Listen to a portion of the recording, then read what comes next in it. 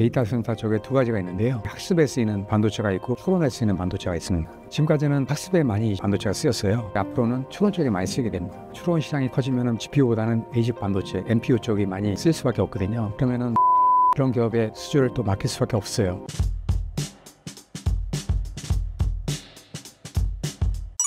최근 브로드컴 주가가 급등한 이유가 무엇인가요?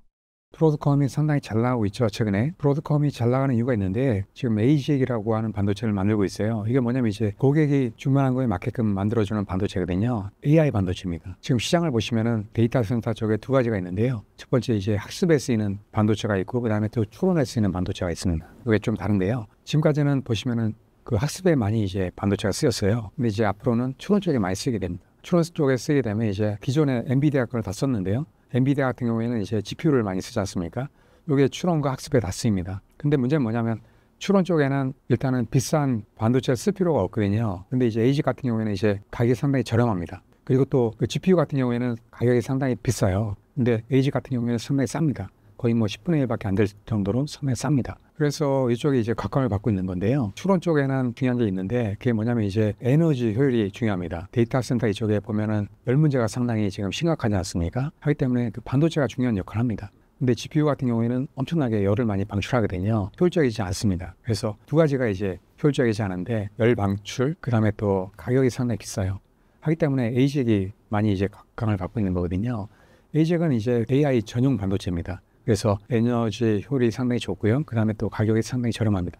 이런 특징 때문에 많은 기업들이 쓰고 있습니다. 특히나 이제 보시면은 빅테크 기업들, 이런 기업들이 자체적으로 지금 이제 AI 반도체를 만들고 있지 않습니까? 그 이유가 있는데요. 아무래도 그 GPU 같은 경우에는 특화된 자신의 어떤 데이터 센터에 특화된 반도체로 활용하기에는 약간 부족한 면이 있습니다. 맞지 않는 부분이 있다는 얘기죠. ASIC은 이제 고객이 원하는 만큼의 스펙이라든지 그 다음에 성능을 이제 만들기 때문에 데이터 센터에 적합한 반도체를 만들 수 있는 겁니다. 하다 보니까 ASIC이 최근에 이제 대두가 되고 있는 거거든요. 그래서 그러한 그 ASIC 반도체를 만들 수 있는 게 지금 뭐 마벨이라든지 브로드컴 이런 기업들입니다. 브로드컴은 상당히 큰 기업이거든요. 퀄컴도 인수하려고 했던 기업이거든요. 상당히 큰 기업입니다. 그래서 이런 AI 반도체, ASIC 반도체를 만들 수 있는 능력이 상당히 좋기 때문에 빅테크나 이런 기업들한테 이제 수주를 많이 받고 있는 거죠. 구글이라든지 메타, 바이트댄스라든지 오픈AI, 애플 이런 기업들이 브로드컴에 반도체를 지금 이제 수주를 주고 있는 거거든요. 그래서 앞으로도 많은 빅테크 기업들이 아마 브로드컴에 수주를 줄 것 같아요. 그래서 앞으로 계속 이제 ASIC 특히나 이제 추론 쪽에 반도체가 ASIC 반도체가 많이 쓰일 거기 때문에 이런 시장이 많이 늘어납니다. 브로드컴이 앞으로도 상당히 가능성이 크다라고 이제 볼 수 있는 거죠. 그래서 주가도 많이 반영이 된 것 같습니다. AI 반도체가 이제 세대가 있는데 1세대가 이제 CPU랑 GPU입니다. 이게 1세대인데요. 2세대가 FPGA하고 그다음에 ASIC 반도체입니다. FPGA는 고객이 자기의 어떤 사용에 맞게끔 이제 반도체를 만드는 거거든요. 근데 ASIC 반도체는 서플라이어, 반도체 기업이 이제 고객에 맞게끔 이제 반도체를 만들어 주는 겁니다. 그래서 보통 이제 NPU라고 이제 하는데 그게 이제 추론 쪽에 적합하다는 얘기죠. 예, 그래서 ASIC이 상당히 앞으로 이제 시장이 커질 겁니다. 아마 추론 쪽은 아마 또 시장이 커지고 하기 때문에 ASIC 반도체를 많이 쓸 겁니다. 그래서 많이 대두가 되고 있는 거고요. 그 다음에 또 3세대에 가게 되면 이제 뉴런목 반도체가 나옵니다. 이게 이제 뭐냐면은 그 인간의 두뇌와 비슷하게 이제 만든 반도체인데 메모리 반도체하고 시스템 반도체가 하나의 칩에 있는 겁니다. 그래서 보시면 GPU도 마찬가지고 ASIC 반도체도 보시면은 그 메모리 반도체하고 그 다음에 시스템 반도체가 이렇게 이제 따로 돼 있습니다. 그래서 이제 통신을 하는 거거든요. 그러면 여러 가지 병목 현상이라든지 시간이라든지 딜레이가 발생할 수밖에 없거든요. 근데 이제 뉴런목픽 반도체처럼 하나의 칩에 이제 메모리 반도체랑 시스템 반도체가 들어가게 되면 되게 빨라져요. 병목 이게 없거든요. 하기 때문에 상당히 좋습니다. 그리고 또 마찬가지로 그 전력 소모가 상당히 적습니다. 하기 때문에 앞으로 이렇게 갈 수밖에 없거든요. 이 전 단계가 바로 이제 PIM입니다. 프로세싱 인 메모리. 요게 이제 시스템 반도체 기능을 넣은 거거든요. 요게 이제 발전하면 이제 뉴런목픽 반도체가 되는 거거든요. 그래서 이런 식으로 돼 있는데 지금 이제 ASIC 많이 쓰겠다는 거거든요. 그래서 시장은 추론 쪽은 앞으로 시장이 커지기 때문에 ASIC 반도체를 아마 많이 쓸 겁니다. 특히나 데이터 센터 쪽에도 자신들만의 어떤 특성에 맞게끔 이제 반도체를 원하기 때문에 ASIC 반도체가 앞으로 많이 사용이 될 겁니다. 브로드컴의 ASIC이 삼성전자에게 기회가 될 수 있다던데요?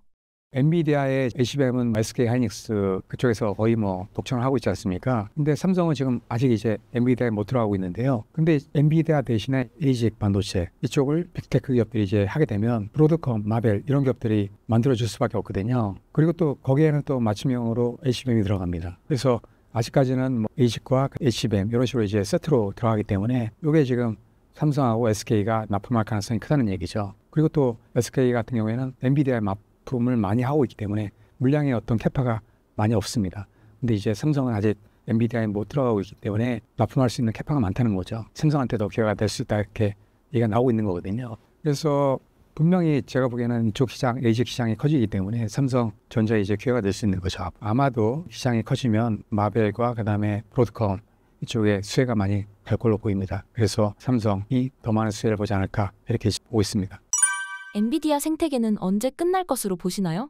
몇 년간은 아마 갈 것 같습니다. 왜냐하면 후다라는 생태계, 그 다음에 또 엔비디아 같은 경우에는 소프트웨어, 그 다음에 하드웨어, GPU, 데이터 센터에 쓰이는 소프트웨어라든지 NVLink, 인피니밴드. NVLink는 이제 GPU끼리 연결시키는 거예요. 그 다음에 인피니밴드는 뭐냐면 서버끼리 연결시키는 거거든요. 이런 걸 모두 엔비디아에서 한 번에 제공합니다. 그러니까 이제 고객 입장에서는 너무 편리한 거예요. 그리고 또 이런 모든 서비스, 그 다음에 이런 솔루션을 제공할 수 있는 기업이 없다는 거죠. 하다 보니까 몇 년간은 아마 엔비디아가 지금처럼 갈 겁니다. 근데 지금 말씀드린 대로 ASIC 반도체, 특히나 뭐 브로드컴 이런 데서도 지금 대체가 어느 정도 추론 쪽에서는 일어날 걸로 보고 있거든요. 하기 때문에 몇 년간은 가지만 5년 이상 간다 이렇게 보장은 못합니다. 분명히 추론 쪽이 커지기 때문에 ASIC으로 많이 대체가 될 겁니다. 하지만 뭐 엔비디아 입장에서도 뭐 나쁘지 않은 게 AI 시장이 커지기 때문에 아마 더 커질 겁니다. 그렇기 때문에 뭐 90%는 아니더라도 한 60% 정도만 유지한다래도 파이 자체는 거의 뭐 비슷하거든요. 그리고 또 엔비디아 입장에서는 다른 것도 지금 생태계를 많이 구축하고 있습니다. 예를 들면 지금 이제 가장 가까운 게 자율주행차 하고 있거든요. 이쪽에는 뭐 중국에 있는 자동차 기업들 이런 기업들이 거의 뭐 엔비디아 플랫폼을 쓰고 있거든요. 또 국내 기업들 하고 있는 게 최근에 뭐 디지털 트윈 이쪽도 지금 하고 있거든요. 그래서 이게 이제 옴니버스란 플랫폼인데 이것도 지금 많은 기업들이 쓰고 있어요. 뭐 삼성이라든지 여러 가지 이제 대기업들도 많이 쓰고 있거든요. 그래서 이런 플랫폼 생태계를 구축하고 있기 때문에 이게 지금 뭐 얼마 안 되지만 앞으로 계속 시장이 커지거든요. 또 마찬가지로 또 바이오 쪽도 지금 엔비디아가 엄청나게 하고 있습니다. 이미 뭐 많은 대기업뿐만이 아니고 바이오 관련된 스타트업 이런 기업들도 많이 들어와 있거든요. 그래서 100개가 넘게 지금 쓰고 있어요. 이것도 지금 앞으로 이제 바이오 쪽으로 또 가고 있기 때문에 많은 기업들이 또 들어올 겁니다. 그리고 또 마찬가지로 CES에서 이제 발표한 것도 있는데요. 엔비디아가 또 코스모스라는 그러한 새로운 플랫폼을 만들었죠.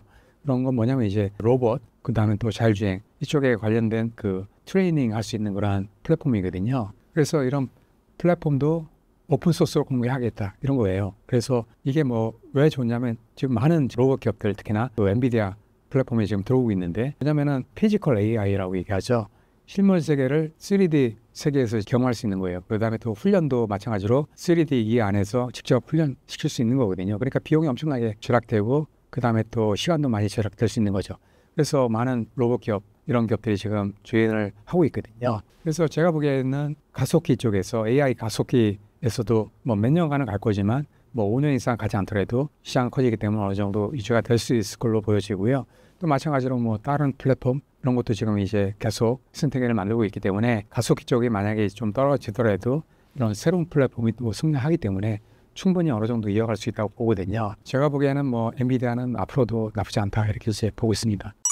제2의 엔비디아는 어떤 기업이 될까요? 제가 보기에는 말씀드린 뭐 브로드컴 이런 기업들도 가능성이 크다고 봅니다. 그 AI는 지금 이제 시작이고 앞으로 계속 더 커질 거기 때문에 분명히 추론 시장이 커지면은 분명히 이제 GPU보다는 ASIC 반도체, NPU 쪽이 많이 쓸 수밖에 없거든요. 그러면은 빅테크나 뭐 또 다른 기업들도 NPU나 이쪽에 많이 쓸 수밖에 없거든요. 그러면은 뭐 브로드컴 이런 기업들, 또 마벨 이런 기업들 이런 기업에 또 수주를 또 맡길 수밖에 없어요. 그러면은 브로드컴이 상당히 앞으로도 엔비디아를 대체할 수 있는 가능성이 있지 않을까 이렇게 이제 보고 있고요. 물론 금방 되지 않을 겁니다. 분명 시장이 커지지만 이게 금방 바뀌지는 않거든요. 천천히 바뀝니다. 그래서 3년, 5년 이런 식으로 이제 장기적으로 간다면은 충분히 가능성이 있지 않나 이렇게 이제 보고 있습니다. 내년 글로벌 반도체 업황은 어떻게 전망하시나요? AI 쪽은 충분히 앞으로 성장한다 이렇게 보고 있습니다. 이제 시작이고 성숙 단계에 들어가려면 앞으로 몇 년은 더 있어야 되거든요.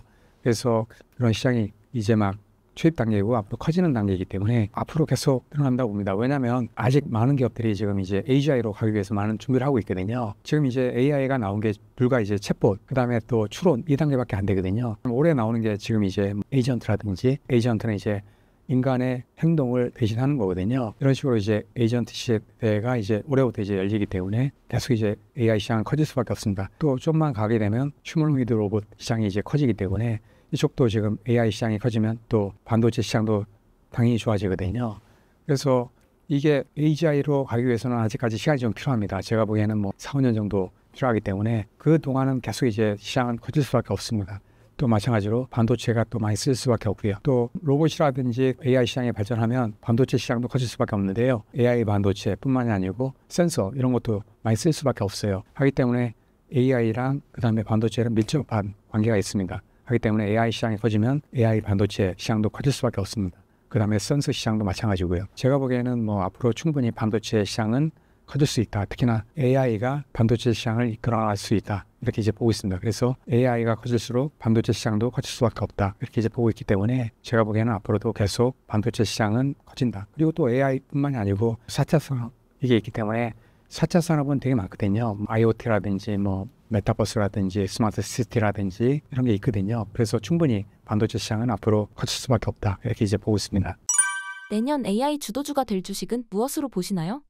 예, 아직까지는 엔비디아가 주도권을 가져갈 걸로 보고 있습니다. 블랙웰 지금 SK 하이닉스에서 납품하고 있는데 거의 뭐 완판이 됐습니다. 주문이 다 끝난 상태거든요. 이런 식으로 수요가 엄청나게 많습니다. 그리고 또 루빈 같은 경우도 지금 이제 원래는 내년에 나올 건데 이게 지금 올해라고만 땡길 가능성이 있거든요. 그래서 수요가 계속 늘어날 수밖에 없습니다. 하기 때문에 제가 보기에 엔비디아는 앞으로도 수요가 많다. 그리고 또 성장을 할 수 있는 가능성이 크다. 그리고 또 말씀드린 대로 아무리 뭐 다른 데서 지금 이제 치고 들어온다 해도 최소한 2년 정도는 엔비디아가 아마 계속 할 겁니다. 그래서 80% 90% 이상은 아마 엔비디아에서 몇 년간 가져갈 겁니다. 하기 때문에 엔비디아를 계속 이제 꾸준히 관심을 두는 게 필요하다고 봅니다. 물론 이제 그 마진은 약간 떨어질 수 있어요. 왜냐하면은 경쟁 기업들이 들어오면은 아무래도 그런 게 있기 때문에 그리고 또 계속 이제 반도체 가격은 떨어질 수밖에 없기 때문에 어느 정도 그런 건 있지만 그래도 제가 보기에 엔비디아가 몇 년간은 가지 않을까 이렇게 보고 있습니다.